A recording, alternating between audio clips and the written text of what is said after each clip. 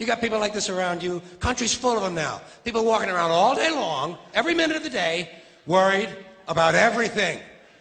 Worried about the air, worried about the water, worried about the soil. Worried about insecticides, pesticides, food additives, carcinogens. Worried about radon gas, worried about asbestos. Worried about saving endangered species. Let me tell you about endangered species, all right?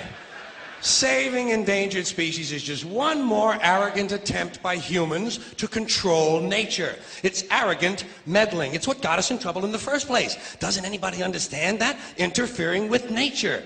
Over 90%, way over 90% of all the species that have ever lived on this planet, are gone. They're extinct. We didn't kill them all. They just disappeared. That's what nature does. They disappear these days at the rate of 25 a day. And I mean regardless of our behavior. Irrespective of how we act on this planet, 25 species that were here today will be gone tomorrow. Let them go gracefully. Leave nature alone. Haven't we done enough? We're so self-important. So self-important. Everybody's going to save something now. Save the trees, save the bees, save the whales, save those snails. And the greatest arrogance of all, save the planet. What? Are these fucking people kidding me? Save the planet? We don't even know how to take care of ourselves yet. We haven't learned how to care for one another. We're gonna save the fucking planet? I'm getting tired of that shit. Tired of that shit. Tired. I'm tired of fucking Earth Day. I'm tired of these self-righteous environmentalists, these white bourgeois liberals who think the only thing wrong with this country is there aren't enough bicycle paths. People trying to make the world safe for their Volvos.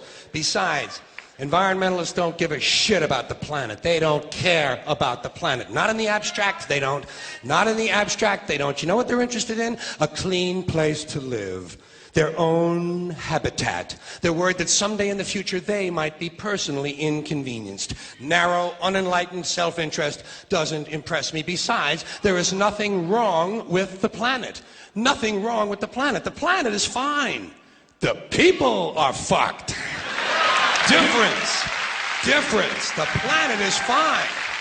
Compared to the people, the planet is doing great. It's been here 4.5 billion years. Did you ever think about the arithmetic? Planet has been here 4.5 billion years. We've been here, what, 100,000? Maybe 200,000? And we've only been engaged in heavy industry for a little over 200 years. 200 years versus 4.5 billion.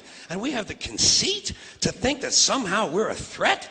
That somehow we're going to put in jeopardy this beautiful little blue-green ball that's just a-floating around the sun? The planet has been through a lot worse than us. Been through all kinds of things worse than us.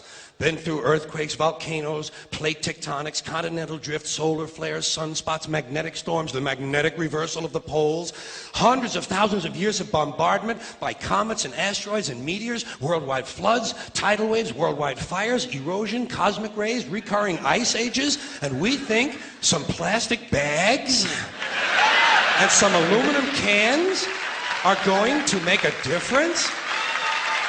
The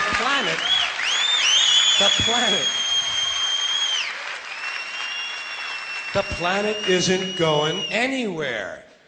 We are. We're going away. Pack your shit, folks. We're going away.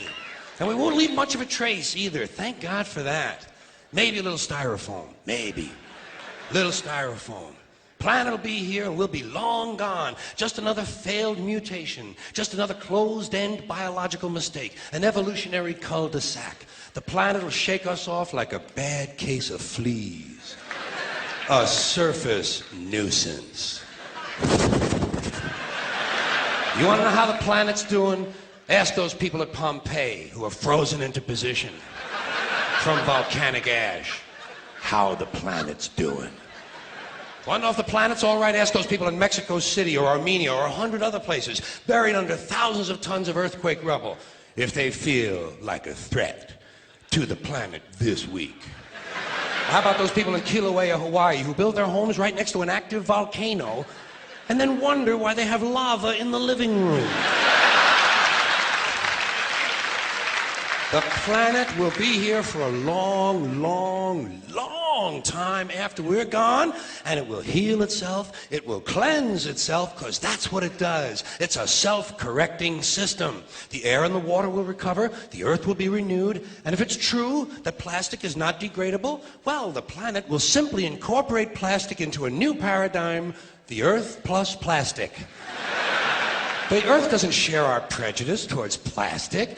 Plastic came out of the earth. The earth probably sees plastic as just another one of its children.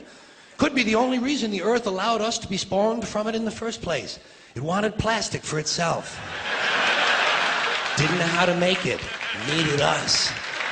Could be the answer to our age-old philosophical question, why are we here? Plastic.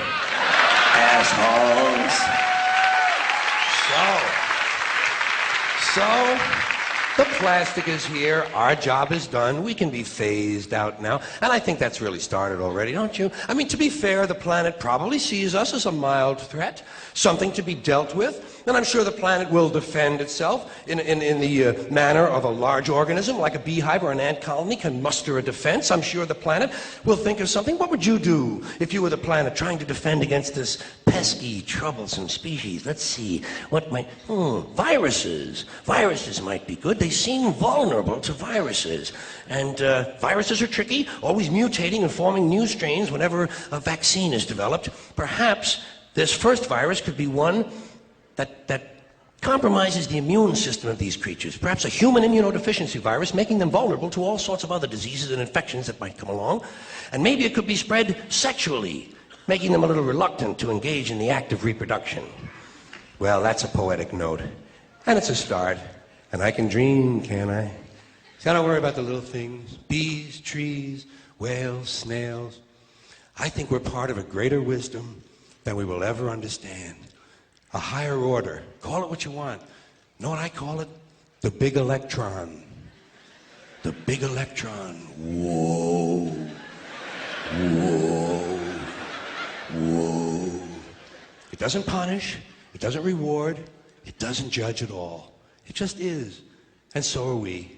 For a little while. Thanks for being here with me for a little while tonight. Thank you. Thank you very much.